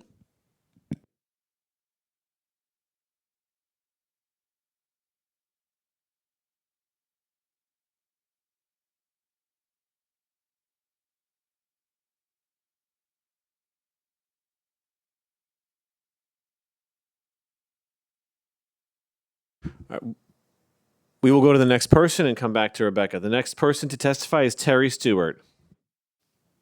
You may begin. Good morning, Chair Dinowitz and esteemed members of the Committee on Education. My name is Terry Stewart, and I'm the director of the Early Childhood Center at Lenox Hill Neighborhood House. I will submit a full copy of my remarks separately to the committee. Lenox Hill Neighborhood House was originally founded in 1894 as a pre-kindergarten for immigrants and is among one of the oldest settlement houses in the nation. At its core, the work has not changed since our founding, as we remain dedicated to improving the lives of New Yorkers' education, nutrition and wellness, and mental health services. Among our variety of community-based programs providing education and care for the children, it's providing the education and care for the children, low-income children in New York, remains a key part of our mission 132 years later through our Early Childhood Center. The program addresses the whole child and family, from their health and nutrition to the family dynamics to their successful transition to kindergarten. Children and families benefit from our wonderful teaching team, social workers, and other Lenox Hill Neighborhood Health services, including visual and performing arts, farm-to-table nutritious meals, aquatics, and much more. We are a Head Start provider and serve the neediest families in New York City and provide a high-quality program to achieve the best outcomes for our students and for our families. As a program funded partially by the City Department of Education, we are in support of amending the Administrative Code of the City of New York in relation to reporting on payments to early child care and education providers across the city. In addition to DOE, we are familiar with how payment delays across city agencies can adversely affect service providers. Improvements to transparency are only one way to keep agencies on track to making nonprofit partners financially whole. As Councilmember Gutierrez can attest, having visited our program last year, we are a model provider and with a wealth of experience providing educational services to young families. In this time of uncertainty, on-time payments and greater transparency are essential to ensuring that we can continue providing high quality care to the children and families that we service at our Early Childhood Center. Thank you for your consideration of this legislation. Thank you.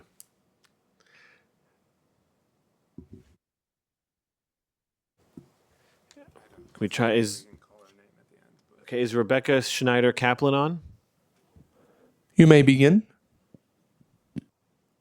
Hello. Thank you for can you hear me? We sure can. I apologize. Hi, my name is Rebecca Schneider Kaplan. I'm proudly a UPK 4 teacher in Stepping Stones Preschool in Staten Island, New York. Being an early childhood provider is truly a passion of mine, and there's no greater joy than working in the classroom.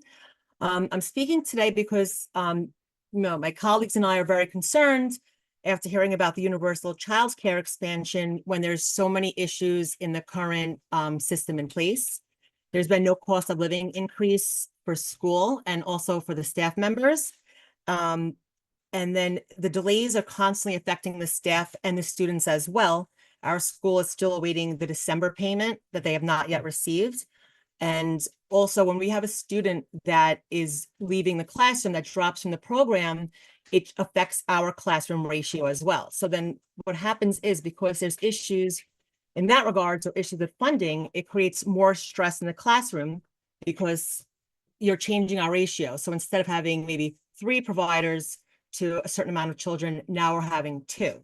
And also another issue that we're having is significant teacher turnover. There's no more incentive to stay in the classroom when providers are making around $30,000 a year. And, thankfully right now I'm making $68,500 and then I'll get an increase, but it's a huge difference from the brick and mortar DOE schools and our insurance as well. There's no incentive. And we're a cornerstone, in the community. And I feel like we're not being valued and respected because the city couldn't run without us. And I feel like over time, the constant stress and scrutiny that we're facing is going to lead to a less quality early childhood community in our city. And it's just very disheartening as a mother because I'm faced with also insurance issues with my own children. And I put my heart and soul into the community and I feel like I'm being disrespected. And, 2 weeks ago, I struggled to find adequate care for my child. My son had an ear injury and nobody would accept Metro Plus as an ear and his ear, nose and throat provider on the island. And we had to go into the city. So it's just very frustrating all around to have the constant layers of stress now affecting us in the classrooms. And it's a constant struggle we're seeing. And especially with the significant increase for children with special needs, we need more support, and we need to have more, people available in the classroom, but that's just something that has to be taken into effect. Also, how the constant delays and issues with financing affects not only the teachers, but also the students in the classroom as well. Rebecca, thank you so much for your testimony. And, I think you've heard people say it or allude to it. None of us educators get into the business to make a ton of money or to become rich, but that doesn't mean we should be disrespected and our quality of life should suffer so that we could do this. And the city has to kind of step up and make sure that our educators are given the support that they need in order to do what you said, which is to incentivize them to stay.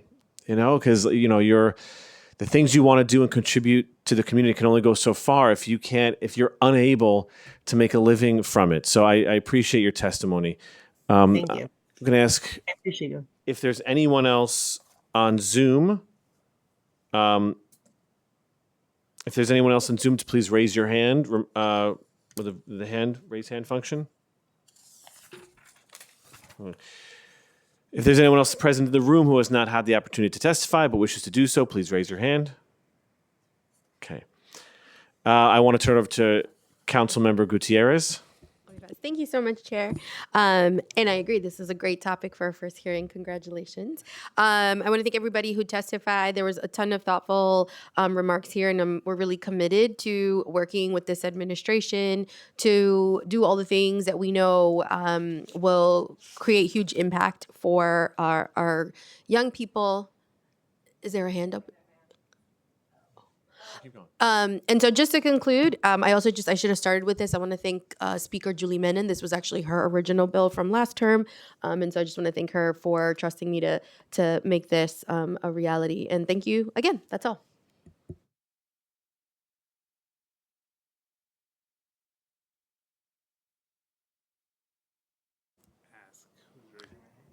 For this, is there anyone raising their hand on Zoom? Paula. Unmute Paula for testimony. You may begin.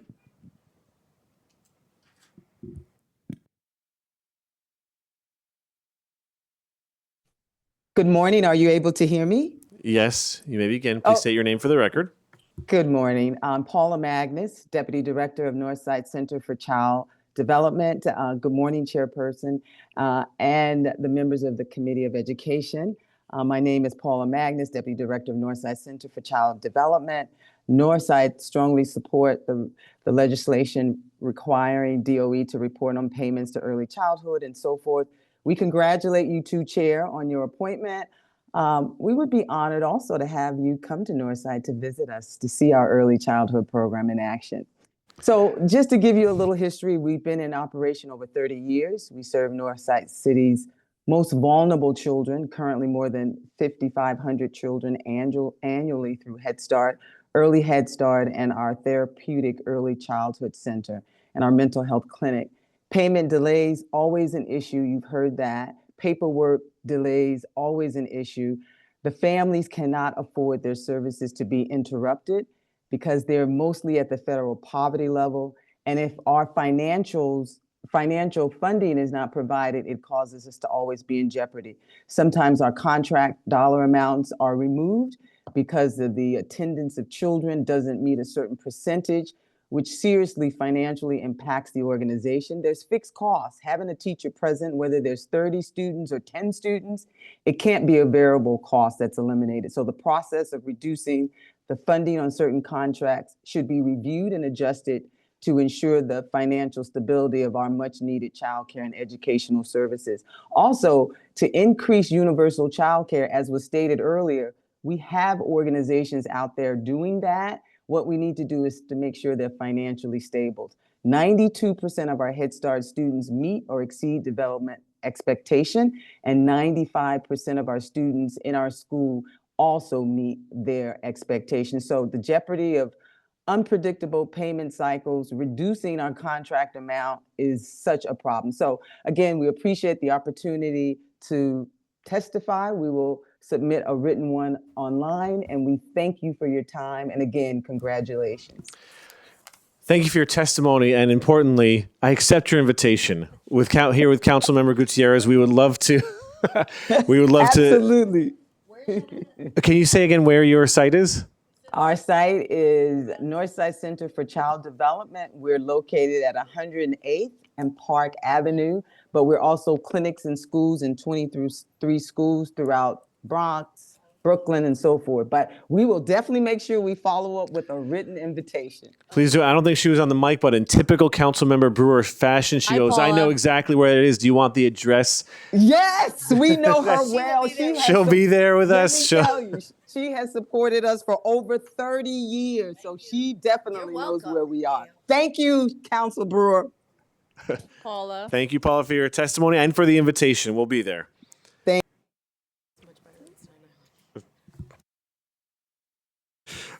If there's anyone who is here who wants to testify, please raise your hand. Anyone on Zoom, please raise your hand. I want to thank everyone who came to testify today, including the IBO, the New York City Public Schools, and all the witnesses. And with that, our hearing is adjourned.